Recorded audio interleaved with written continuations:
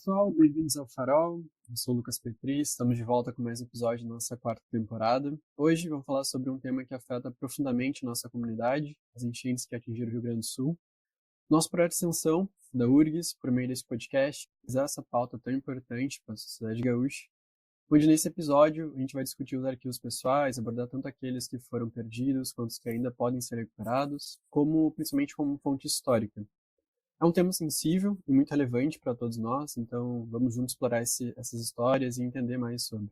As enchentes, então, causaram muitos estragos, levando, embora não apenas bens materiais, mas também memórias, e estão em documentos, fotos, objetos pessoais. Essa perda desses arquivos, de devastadora, carrega nossas raízes, nossas origens, nossa identidade, principalmente momentos importantes da nossa trajetória. Para falar sobre, convidamos Letícia Bauer, que já gravou conosco lá no episódio 27 sobre o Museu de Porto Alegre. Ela é historiadora, com atuação na área de museus e patrimônio cultural, possui mestrado e doutorado em História pelo Programa de Pós-Graduação em História da URGS. Letícia, obrigado por aceitar novamente o nosso convite e seja muito bem-vinda ao Farol. Prazer estar aqui para mais um episódio, para conversar sobre esse assunto que é tão delicado, né? Tão importante e tão delicado para a gente. Para começar a situar assim, os ouvintes, esse tema preocupante, então, a gente pensou então pensar no contexto, 2 milhões de pessoas foram atingidas pelas enchentes, direto ou indiretamente, isso é importante me destacar. A gente amplia um olhar para essa memória social, né, essa memória individual, coletiva, e principalmente ao lugar do arquivo, do objeto em nossas próprias casas, né? Aqueles registros de momentos, viagens, nossos animaizinhos e pessoas, né, que fazem moradia em nós, que são guardados em gavetas, armários, caixas, qualquer contexto que a gente guarda, né, dentro das nossas casas. Então, por isso, para começar essa conversa, vamos entender o que são acervos pessoais na perspectiva da história.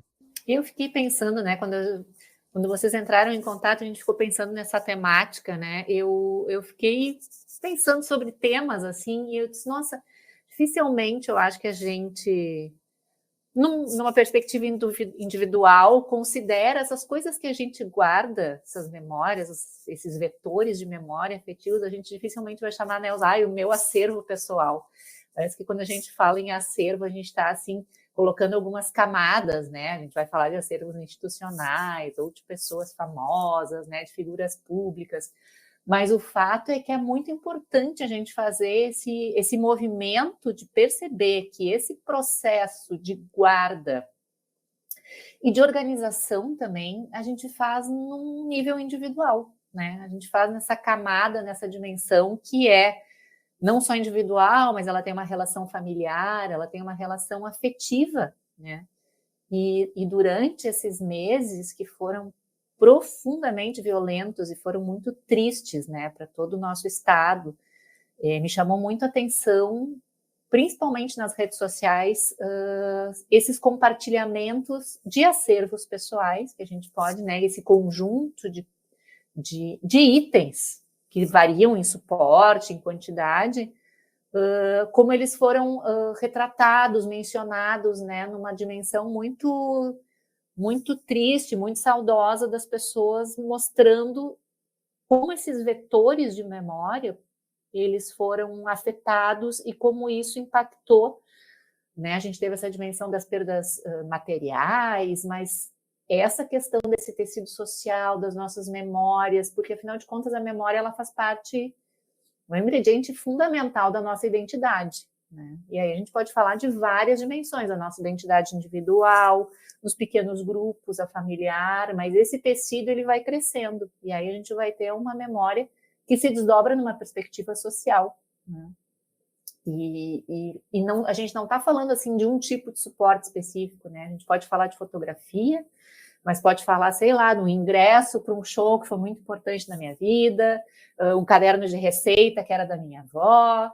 Então, assim, ela é muito diversa e no nossa, né, na nossa rotina, no nosso cotidiano, a gente faz esses processos que nas instituições vão receber nomes técnicos, né, mas que são esses processos de organização e arquivamento, né? A gente organiza, a gente coleta, organiza, faz alguma lógica, né, e guarda.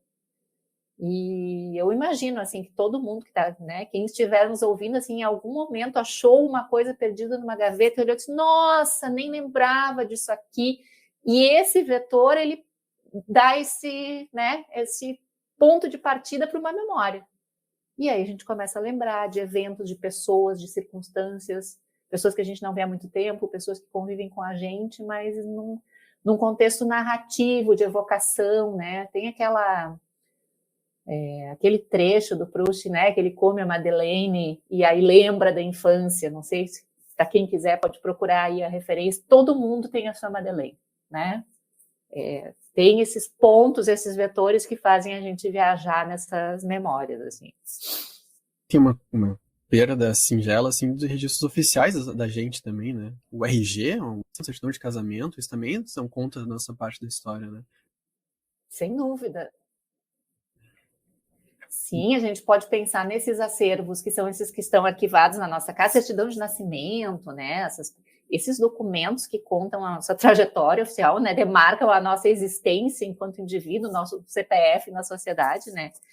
E aí a gente pode fazer, inclusive, uma ponte com acervos institucionais, que não necessariamente são museus e arquivos, mas que são esses acervos de instituições que guardam documentos nossos que vão ajudar, né, a demarcar esses limites oficiais, a gente pode até chamar de provas, né? Assim, essas provas relacionadas a cada um dos indivíduos foi muito acometido, né? Tem várias instituições públicas que também tiveram seus acervos, nesses que a gente já está mais acostumado a chamar de acervos, né? Também tiveram seus acervos atingidos. Se a gente for mensurar, né, 90% do estado foi atingido, né? Então, nossa, assim, quanta coisa pode ter se perdido. E até me faz pensar no momento que a pessoa vai começar a arrumar suas casas, né, tentar fazer essa retomada, né, esse processo de retomada, que os atingidos, muitas vezes a gente acaba limpando tudo muito rapidamente e na tentativa de salvar alguma coisa, a gente acaba esquecendo aquela pequena detalhe, aquele pequeno valor objeto, né? Então, qual é o valor e a importância dessas pequenas coisas? Eu até estava me lembrando da questão das fotografias, né? Que eu acho que é um dos que a gente mais imediatamente pensa.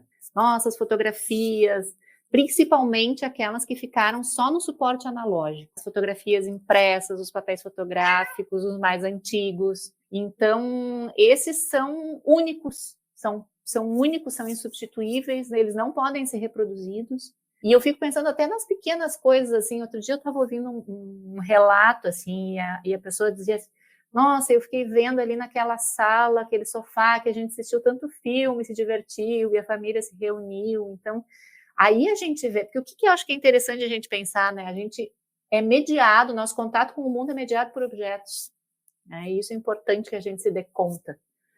A gente interage com o mundo por meio de objetos. E eles estão sempre relacionados ao nosso fazer, à nossa experiência, né?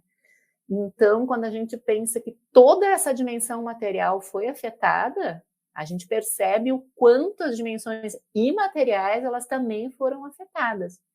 E aí, muitas vezes, e obviamente a gente não tem todo o sistema de conhecimento em relação à conservação para saber quais são as medidas mais adequadas, né, para a gente conservar esses objetos. E aí eu acho que tiveram movimentos muito importantes, assim, muito interessantes, de pessoas com saberes específicos que disponibilizaram seu conhecimento para ajudar as pessoas a preservar suas coisas. Eu acho que vale a pena a gente comentar, por exemplo, acho que tem um projeto super importante que o Navisual, que é o Núcleo de Antropologia Visual aqui da URGS, né, do IFCH, que é coordenado pela professora Fabienne Gama, começou um movimento para ajudar as pessoas a salvar suas fotografias. Então, assim, a gente vê como saberes específicos podem ajudar a gente a fazer essa preservação desse suporte da nossa memória, que podem ou não, quem sabe, inclusive, migrar para instituições, porque eles ajudam a contar não só a nossa história individual, mas dependendo das camadas que a gente acrescenta aí, eles são parte da história de um momento. O projeto na Visual, quando eles lançaram a campanha Não Jogue Fora as Suas Fotos, né? A gente pode ajudar você. Você acha isso essencial, essa... Exatamente, porque, né, o suporte fotográfico, se a gente for pensar assim, nessas fotografias que são impressas, elas têm uma camada, né, que em contato com a água, a gente pode usar a palavra que ela dá uma derretida, né, então essa fotografia ela vai sendo alterada na imagem, mas parte dela ainda pode ser salva. Eu acho que alguns ports, inclusive, podem ser salvos em sua integridade. Então, é muito importante esse tipo de movimento para que as pessoas vejam que pode ter recuperação, né? Pode ter salvamento desses seus acervos, dos seus materiais, né?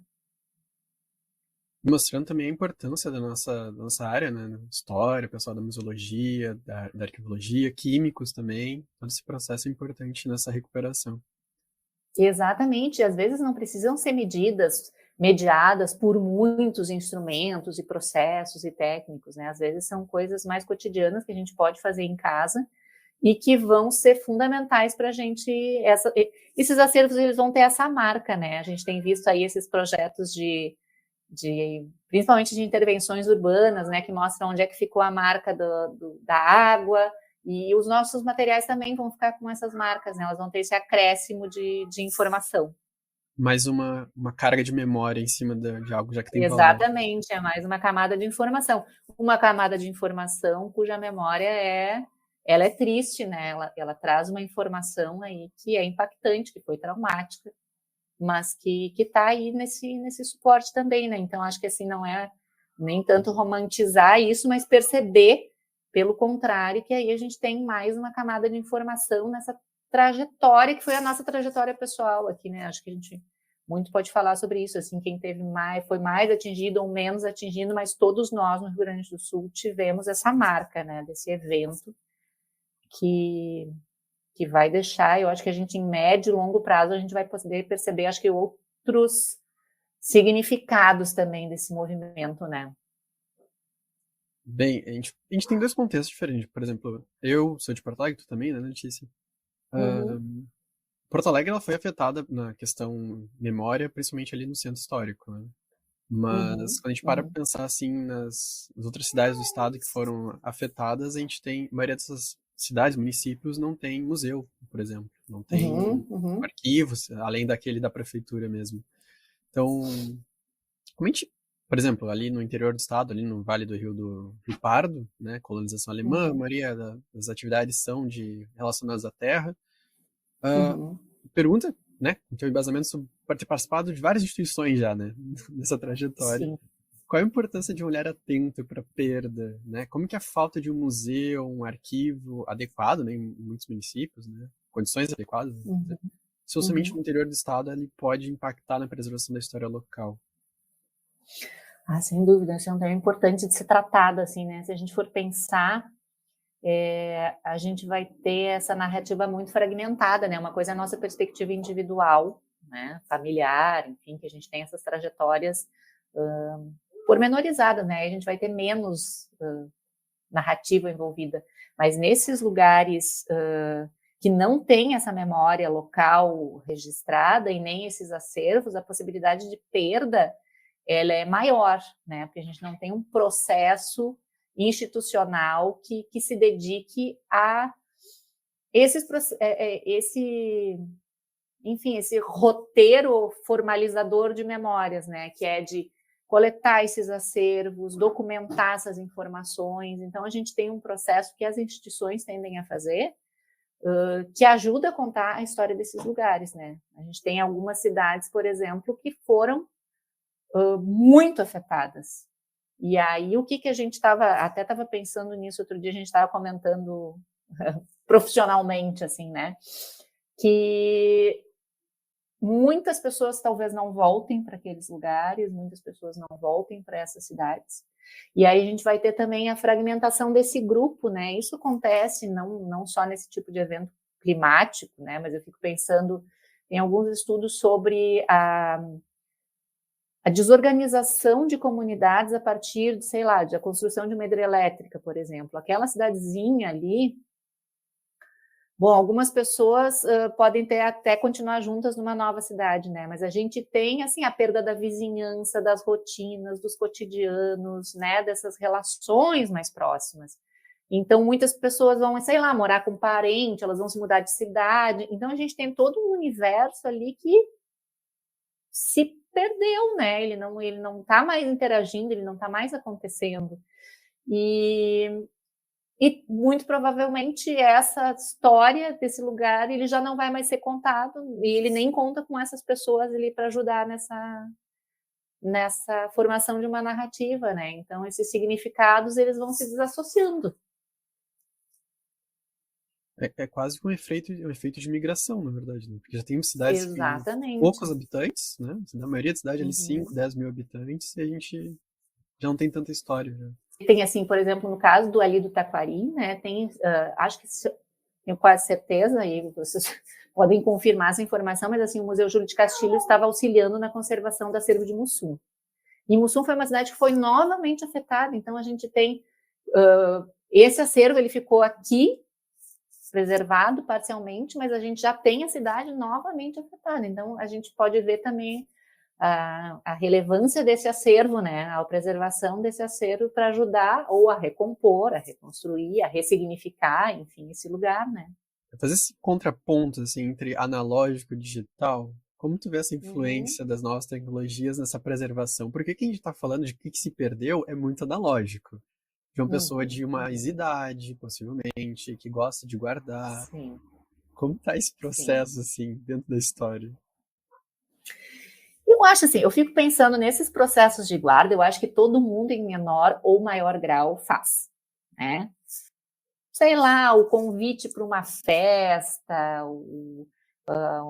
não, acho que as fotografias menos, mas a gente tem outros suportes, a roupa, uma roupa que tem algum significado, usei no meu primeiro encontro, o sapatinho do nenê, enfim. Acho que em maior ou menor grau a gente guarda coisas, porque elas têm esse significado afetivo. As imagens, e o pessoal do Navisual, inclusive, estava comentando sobre isso, tem muitas que podem ser reimpressas, né? Se isso ficou salvo em um suporte que a gente tem acesso, e aí a gente vai falar aí dessa evolução digital, né, do disquete para o CD, para uma nuvem, bom, alguns suportes desses vão nos dar mais chance de reprodução. E esses analógicos, de fato, eles vão ter que ser salvos no seu suporte original, senão a gente não vai ter mais a reprodução. Inclusive, uma das recomendações era fotografa o suporte antes de tentar mexer. Pelo menos um registro a gente vai ter. A questão do digital, ele é um problema que qualquer pessoa que trabalha com acervo tem enfrentado. Então, o que estava salvo no ano passado, talvez hoje já não seja mais tão reproduzível assim. Então, isso é uma preocupação real, né? O que a gente vai fazer? A gente está produzindo muito mais registro e muito mais informação. Esse processo está sendo um vetor, assim, de multiplicação meio descontrolado. Inclusive, a gente não consegue dar conta de preservar tudo isso. Por outro lado, muitas vezes o digital garante a preservação. O Museu das Coisas Banais é uma iniciativa da Universidade de Pelotas e tem como principal, né, missão registrar esses objetos. Ele é um acervo virtual, então as pessoas permanecem com seus objetos, mas elas fazem o seu registro de acervo contando o que aquele objeto ali evoca. Né? Então, elas contam uma parte da sua história e aquele acervo fica ali registrado fotograficamente.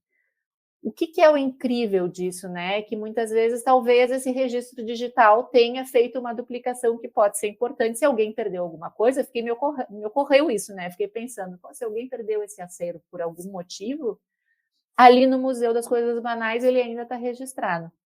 O que ele também tem como um aspecto muito interessante é que ele vai tratar dos objetos que são importantes para as pessoas e dos seus cotidianos, né? Ele foge dessa perspectiva que muitas instituições, porque é o nosso caminho de preservação, né? Assim, de pensar no que é o exclusivo ou o que é vinculado a uma pessoa muito ilustre, muito importante, uma figura pública muito conhecida. E ali não, ali a gente pode registrar o que é importante para a nossa coleção pessoal. Me lembro também, assim, o Museu da Pessoa também vai um pouco nesse sentido, e também é um museu virtual de histórias de vida. Então, a gente tem uma outra lógica, e aí a gente pode pensar no digital como um ponto positivo também, né? Então, acho que a gente ficar, assim, muito ou um lado ou outro, claro que eu vou sempre achar o suporte, porque trabalho nisso há muito tempo, eu vejo uma importância num suporte físico que eu não consigo desver, né? Mas, ao mesmo tempo, acho que a gente tem que reconhecer que o registro digital, muitas vezes, ele nos auxilia nessa preservação também. Então, convido aí a quem quiser conhecer, porque ele vai tratar, eles usam uma denominação que eu acho muito interessante, assim, que tem a ver com isso que a gente estava conversando, que é o que eles denominam de objeto biográfico. Esse objeto ele ajuda a contar uma parte da minha história. Então, ele tem muito a ver com aquilo que a gente estava conversando no início, né? De que esses objetos que a gente guarda, eles ajudam a contar, essas memórias, elas fazem parte da nossa identidade. E esses objetos biográficos é isso, né? Eles não necessariamente eles têm um valor de mercado, de exclusividade, sei lá. Muitas pessoas podem ter um objeto igual àquele, mas a memória associada a ele, ela é individual. E ela tem a ver com essa biografia, né? Então, isso tem a ver com afeto, com o memorável, com o familiar, né? Eles vão para essa dimensão simbólica. Nesse contexto simbólico, assim, desses vestígios que a gente tem, eu separei 2 notícias também para trazer para esse podcast, que era, a primeira é de uma da BBC, que fala sobre uma carta de 83 anos que detalha estragos da enchente de 41. Nos episódios anteriores a gente falou sobre a enchente, né? Mas, para contextualizar, assim, foi em maio de 41 também, coincidentemente, registrou 4,76 metros de elevação, o nível da água, e até recentemente a maior referência de tragédia ligada a um desastre natural, né, em Porto Alegre, no Rio Grande do Sul. Segundo os relatos da época, foram 22 dias de chuvas naquele mês e 40 dias da água ainda elevada. Né? Daí tem um trecho que eu destaquei dessa carta, está disponível depois na descrição do episódio, que os trens pararam e o telégrafo interrompeu. Estávamos simplesmente isolados do interior. Cinemas, colégios, faculdade de medicina e direito ficaram cheios de flagelados e o governo sustentando todo o pessoal. Flagelados, 17 mil. O professorado todo dando comida e cuidando deles. Num pão dos pobres, foi até o 2º andar. Quase cobriu a igreja de Santo Antônio. Os meninos saíram e o prejuízo foi calculado em 5 mil contos. Esse é um trecho da carta. Eu queria refletir, basicamente, a gente tem esse contexto da época de 41, e tu consegue pensar, assim, daqui, não vou botar nem 80 anos, mas pensar que hoje, lá na frente, assim. Eu li essa carta, eu não conhecia essa fonte, o que eu tinha mais contato na questão da enchente de 41 era com o acervo fotográfico, especialmente aquele que está no Museu de Porto Alegre, que foi onde eu trabalhei um bom tempo, e tem um conjunto de fotografias bem grande sobre a enchente de 41. E aí, pesquisando mais sobre isso, a gente vê que teve 7 ou 8 enchentes anteriores. Porto Alegre, ela tem uma história que foi sendo... A enchente de 41 acho que ficou mais marcada, porque ela, além de ter sido mais recente, ela também foi muito... A proporção foi enorme, mas tem vários momentos anteriores, desde o século XIX, onde as enchentes chegaram à imprensa e marcaram, né, essa trajetória. Mas se a gente for pensar em nível de registro, até comentei isso em aula, assim, que a enchente de 41, ela teve essa mobilização, especialmente dos fotógrafos, né? Eu acho que é importante a gente pensar nessa figura que registra, né? Eles produziram esses registros que chegaram até nós desse evento que acontece, né, em 41. E eu fiquei observando nessa agora de 2024, também tem essa figura da pessoa que vai lá documentar esse momento, produzir o registro, porque a gente fica com isso. E aí, claro, a gente teve uma multiplicação de registros, e aí a gente tem esse monte de acervo digital documentando esse material. E aí eu fiquei pensando nas possíveis comparações. Uma delas foi de pensar essa figura que se mobiliza e registra. Eu não estou muito otimista, né, gente? Eu acho que vai passar por outros momentos muito duros pela frente. Por enquanto, eu carrego uma certa indignação, mas uma indignação mobilizadora, assim, no possível. Mas eu percebo que a gente teve tamanho desse evento, ele deixou muito mais registro. A gente tem o estado inteiro envolvido, acabou assim muito voltado para Porto Alegre, mas a gente tem aí uma evolução no estado que foi muito assustadora. Então, eu fico imaginando daqui a um tempo, talvez a gente inclusive tenha a dimensão do quão devastador foi, né? Eu tenho pensado sobre isso, assim, acho que a gente tenta muito superar o momento, né? A gente quer que se resolva, a gente quer voltar, a gente quer higienizar e retornar a um cotidiano, mas acho que por um bom tempo isso vai ficar marcado na memória, assim, de quem viveu e para a posteridade. Acho que a gente produziu, os nossos registros de 41 foram produzidos em 24 agora, e a gente vai deixar esse legado. Teve uma das fotos que me pegou bastante, que eu lembrei agora, que inclusive é da nossa colega aqui do Farol, da Letícia, que é uma foto dentro do Margues, que ela postou no Instagram, o Margues, que é o Museu de Arte do Rio Grande do Sul, né, cheio d'água.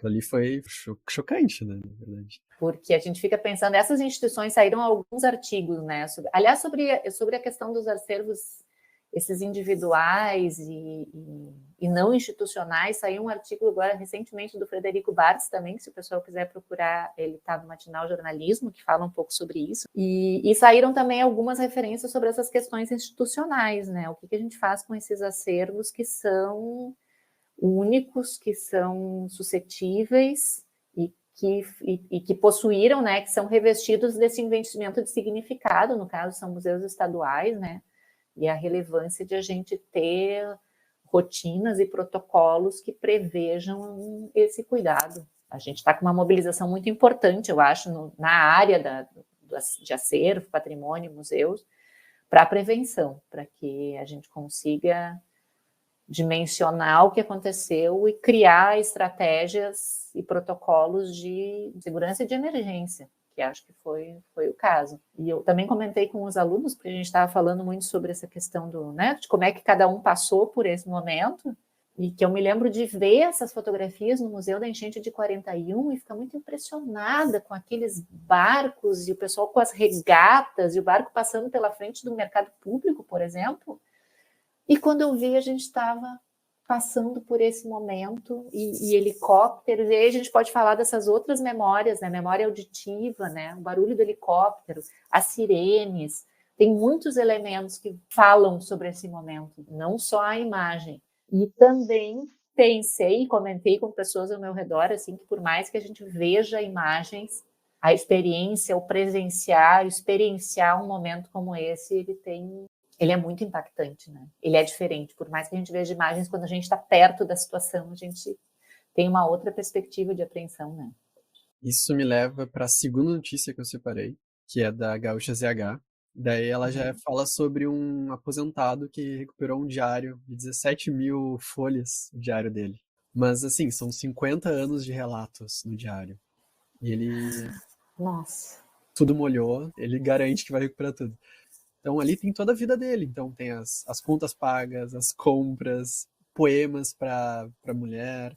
A gente tem coisa de cinema, lista de cinema, né, de filme. Da vida da pessoa, do cotidiano dela, né? Essa pessoa, ela era do bairro Matias Velho, né, em Canoas, um dos mais afetados, né? Ou dias em cima d'água. E daí eu trouxe esses dois exemplos para justamente conversar sobre essa questão dos acervos pessoais e como que eles podem contribuir para a pesquisa histórica, né, para a compreensão da vida cotidiana, das relações das pessoas, né? Isso é muito importante também, essas relações que a gente tem com o outro em diferentes épocas e contextos. A pergunta mais é como tu acredita que as comunidades podem se organizar para proteger e valorizar esses acervos, né, especialmente em regiões das desastres naturais? Eu não tinha visto essa notícia, acho impressionante, assim. Primeiro, fiquei considerando assim, né? Quando a gente fala em arquivos pessoais, principalmente no campo da história, a gente pensa nesses acervos pessoais que foram arquivados em instituições e que tem a ver com um indivíduo, né? Uma figura que foi lida como uma figura pública, cujo acervo foi considerado relevante a ponto de ser arquivado em algum local. Então, sei lá, o arquivo pessoal a gente pode pensar de políticos, de escritores, né? A gente tem uma abordagem grande de escritores com arquivos pessoais preservados, que tem a ver com a totalidade da produção dessas pessoas, né? Muitas vezes, essas figuras muito conhecidas, que pensam nessa dimensão pública, elas têm um processo de arquivamento e organização que parte da criação da sua persona.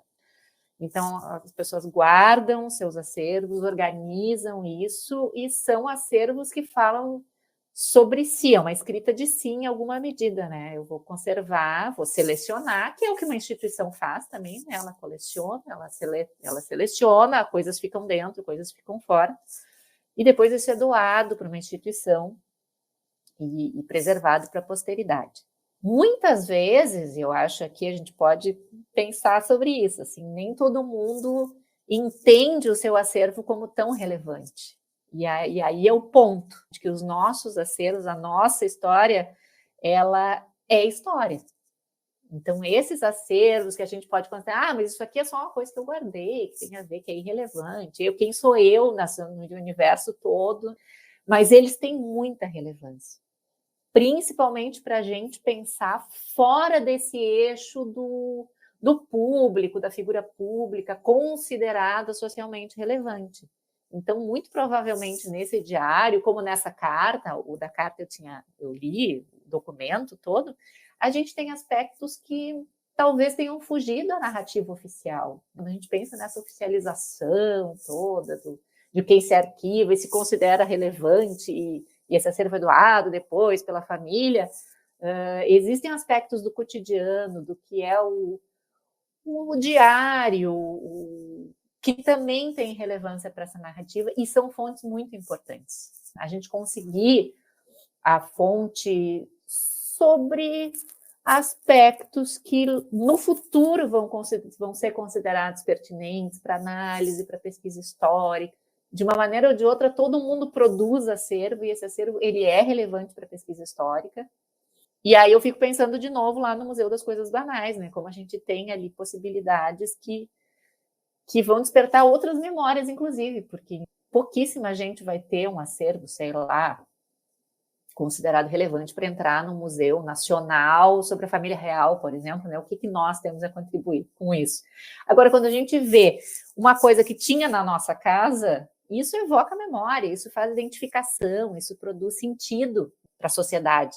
Então, a gente vai ver que outros grupos sociais podem ser representados, que muitas vezes estão silenciados, tem vazios aí narrativos nas instituições, e que a gente tem acervo que pode ajudar a contar essa história. Acho que o artigo do Frederico ele fala um pouco sobre isso, assim, de como as instituições podem se mobilizar para captar essa qualidade de registro, né? Esse tipo de acervo que é entendido num outro corte, que não é o do ilustre, da exceção, né? O que a gente tem? Aí vai ter histórias diferentes para serem narradas e que podem ser fontes pertinentes para os historiadores e historiadoras do futuro, né? Agora me veio na cabeça outro museu que é interessante para esse processo, que é o Museu da Casa Brasileira. Que é aquele guarda e conserva objetos da moradia, né, das nossas casas. Então, algo que também dá para relacionar com o nosso tema. Exato, a cadeira de palhinha, a cadeira que se fica na frente da casa interior onde se toma um chimarrão. É esse tipo de dimensão que fala sobre muitas pessoas. Bom, um grupo vai reconhecer aquela cadeira de palhinha. Quando a gente fala de casa de vó, todo mundo tem mais ou menos uma imagem, ou guardanapinho de crochê, ou enfim. Isso é essa dimensão possível. Museu de Artes e Ofícios. Até recentemente a gente foi lá no Museu de Porto Alegre, os acervos de arqueologia histórica, muitas vezes eles nos ajudam nisso, né? Os acervos de arqueologia histórica, eles nos ajudam a contar sobre grupos que não necessariamente foram retratados nos registros oficiais durante um tempo, né? Então a gente tem outros tipos de fonte. E esses são os nossos tipos de fonte. Isso me faz perguntar assim, quais seriam os principais então benefícios de se manter e preservar assim, no contexto individual, mas também no contexto institucional? Bom, um acervo individual, assim, inquestionável que ele é parte da nossa identidade, ele conta a nossa história, ele ajuda a contar a nossa história e ele é acionado a partir da nossa própria operação. Quando a gente vai pensar em nível, a gente vai adicionar camadas aí, camadas regionais, camadas locais, mas a gente vai crescendo, né, em escala, assim, de relevância. O fato é que a gente vai ver que eles não falam só sobre nós, eles falam sobre esse tecido social compartilhado. E elas vão sair desse eixo que é o eixo do notável, e eu acho isso notável, no sentido de que não são só esses acervos relevantes, né, repetindo das figuras públicas, mas que o que a gente está vivendo, o nosso cotidiano, a nossa trajetória, os nossos hábitos urbanos, os hábitos de consumo, o que é considerado relevante, tudo isso é contado a partir da nossa memória coletiva. A nossa referência, ela é coletiva. Eu me lembro, assim, que muitas vezes no museu, lá no Museu de Porto Alegre, especificamente, quando a gente fez trabalho com idosos, assim, né? Daí tinha, sei lá, era uma caixa de sabão em pó. Aquela caixa de sabão em pó dos anos 60, nossa, ela ativava um monte de referências que são referências construídas, né? Articuladas, costuradas a partir de memória. Tem lá uma palmatória do colégio. O que a palmatória como objeto nos fala, né? Vai ser uma referência ao período escolar e à punição. Então, existiram 1000 palmatórias, todas as escolas tinham, todas as casas tinham aquela caixa de sabão em pó, mas elas ativam memórias de uma dimensão que é cotidiana, que é relevante. Isso me fez lembrar do meu tempo da escola.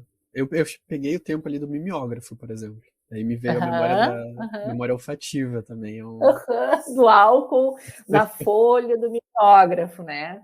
Então, isso, assim, são os hábitos. A gente vê uma classe, uma cadeira de colégio daquelas com a fórmica verdinha. Isso é um ponto para começar a costurar a memória, né? E aí a gente vai falar sobre o sistema de educação nos anos 90, 80, enfim, a gente vai falar sobre a produção, sobre a organização da sala de aula. Então, eles já nos permitem falar sobre outras coisas, né? Na museologia, a gente tem essa dimensão que é quando a coisa ela perde a sua utilidade funcional, né? A gente não está mais usando aquilo como coisa, como um objeto do nosso cotidiano, elas começam a se transformar em vetores de memória em referência, né? Então, elas saem da funcionalidade para nos falar sobre outras coisas, né? Elas estão ali para ser inquiridas sobre outras coisas que permeiam o individual, mas elas também acionam o coletivo. Tem o eterno texto que eu cito do Piano, que ele diz assim, tem uma coleção de relógios no museu, mas a gente não vai no museu para ver as horas. Aquele relógio ele não está mais lá para marcar o tempo. Ele vai ser um ponto de partida para a gente falar sobre outras coisas. E aí que a gente pode pensar na relevância desses acervos que a gente tem, que podem ser considerados, sei lá, ordinários, comuns, banais, mas que eles não têm nada de banal nisso tudo, né? Eles estão falando sobre o nosso tempo. Eu vou querer a tua opinião, porque eu faço recomendação para meus amigos de que criem registros, registrem tudo Uhum. possível. Do teu ponto de vista, assim, como uma pessoa que trabalha, né, em instituições, dá aula, Uhum. tu sugere isso também, assim, criar registros, tirem fotografias em papel, analógica, né, imprimam essas Sem fotos. dúvida. Eu acho que tem essa, assim, fazer o duplo, né? Agora que a gente tem a possibilidade de ter os. Porque as perdas, elas estão nas duas possibilidades, né? A gente perde suporte, perde todos os registros digitais. Isso já aconteceu com muita gente. Quem nunca perdeu uma pasta com fotos que não queria ter perdido de jeito nenhum e que não conseguiu mais recuperar. Mas o inverso também acontece. A gente acaba não imprimindo, tem aquele quantidade de acervos digitais, mas a gente fica sem os suportes. E a manualidade eu acho que é bem importante. Mas aí eu não sei se não é uma questão pessoal minha, né? Aí já vem da ordem da opinião. É, Eu acho importante a gente ter os suportes. mas é quase como folhear o livro. É diferente ler o livro Exato, digital que tocar o livro. exatamente. Eu tenho os dois, né? Mas eu prefiro Uhum. tocar, virar a folha, assim. E aí a gente anota e volta, e cheira o livro, e anda com o livro embaixo do braço, e anda com o livro na mochila, e anda com o livro na bolsa, e enfim, daí folheia aquilo de novo, né? Aí não sei, talvez seja um fetiche com o material, mas eu aqui vou fazer, vou assumir aqui a minha perspectiva de que eu gosto, acho que a materialidade ela é muito importante, sim. E do ponto de vista da preservação, a gente tem recursos importantes para fazer a preservação da materialidade. Bem, já encerrando, né? Como tu vê assim essas instituições, seja museus, arquivos, até mesmo bibliotecas, né? Que a gente falou dos livros agora, ou universidades, né? Como Uhum. que a gente pode pensar em como apoiar esses esforços de indivíduos e comunidades na preservação de seus acervos pessoais, especialmente em tempos de crise, né? Como a gente tem Uhum. enfrentado ultimamente. Uhum. Eu acho tem uma primeira colocação que é assim a valorização da cultura, da memória, do patrimônio, ela ainda está assim muito carente de atenção, né? Assim, a gente não tem isso tão valorizado quanto em outras áreas, mas isso já é meio que um caminho que a gente está, né? Não é uma novidade, exatamente uma novidade. Ao mesmo tempo, acho que em termos de acervos pessoais, a gente tem uma questão que essas instituições de uma parte, tem uma percepção da importância desses acertos pessoais, né, do entendimento de que esse tecido social ele é feito não só pelas figuras de exceção, mas por todos nós, né? E também eu acho que existe um processo que eu vi isso acontecer, me parece que teve uma aderência, um entendimento muito, uma perspectiva muito positiva, assim, de quando as pessoas começaram a entender o que era patrimônio imaterial, por exemplo. A gente tem uma trajetória aqui de valorização do patrimônio histórico e artístico, né, se a gente usar o nome bem técnico, que envolve um grupo muito específico, né, uma classe social muito específica, e eu acho que isso se modifica a partir dos anos 2000, especialmente com o entendimento do que é patrimônio imaterial, e aí a gente vai percebendo que o conceito de patrimônio foi se alargando, o conceito da relevância dos acervos foi se alargando, então acho que as instituições, elas também têm esse papel, assim, de começar ou fazer essa catalisação de um entendimento de que esses acervos são relevantes, que eles são importantes para existirem nas instituições, né, que eles são vetores de uma memória social que é relevante. Então, acho que existem esses dois processos, assim, uma de incorporação de acervos pessoais aos acervos oficiais, formais, institucionais, mas também esse processo de diálogo para um entendimento de um outro tipo de acervo que não necessariamente aquele excepcional, exclusivo, né, de alto valor financeiro. Então, acho que é mais ou menos por aí, seriam os nossos possíveis papéis. Bem, Letícia, eu agradeço a nossa conversa. Acho que foi um episódio muito bom. Muitas possibilidades de pensar nessa questão dos acervos pessoais, perspectivas, né? Não só na história, mas também arqueologia, museologia. Bem a questão de a gente não se ver como parte desse patrimônio, né? É essencial ter esse olhar sensível, afetivo, essa memória que se perdeu, parte nas gentes. Mais uma vez, agradeço. Tá certo. E obrigado também aos ouvintes que acompanham o podcast ao longo desses 4 anos. Daqui 15 dias temos mais um episódio. E então, Farol, Conexões de Informação, uma iniciativa dos discentes da URGS, os cursos de Biblioeconomia e Museologia, em parceria com o Programa de Pós-Graduação em Museologia e Patrimônio da Universidade Federal do Rio Grande do Sul. Você pode ler mais sobre o projeto acessando o site urgs.br/farol.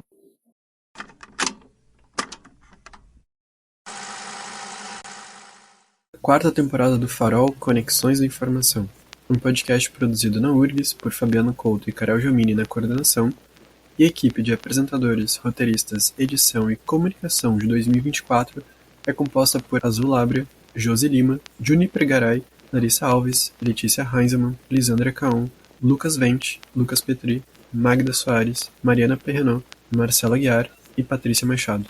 E claro, obrigado a você, nosso ouvinte fiel. Até o próximo episódio.